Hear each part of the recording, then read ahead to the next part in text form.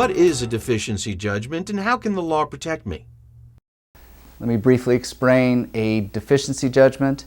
That is a money judgment that a lender can obtain after a foreclosure.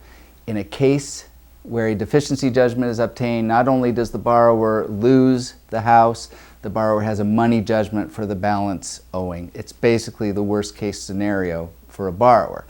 But as I say, these anti-deficiency rules protect you. There are basically 4 different categories. First is what's called the one action rule.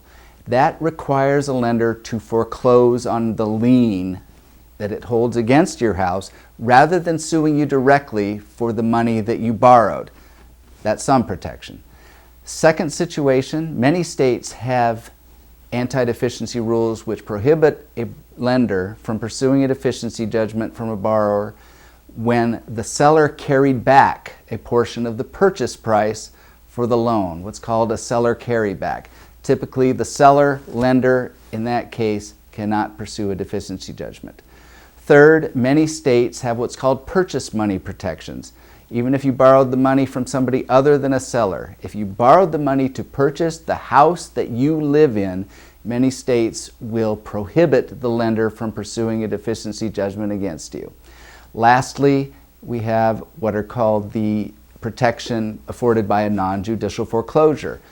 If the lender elects to pursue a non-judicial foreclosure, even if he had the right to pursue a judicial foreclosure, the lender cannot in that situation pursue a deficiency judgment. These rules will not protect the borrower who is guilty of fraud or who has committed waste on the property, but they should help a borrower sleep at night and rest assured that a deficiency judgment won't be taken against him in many of these other cases. This trouble tip was brought to you by the Zelmer Law Group, Business and Real Estate Law.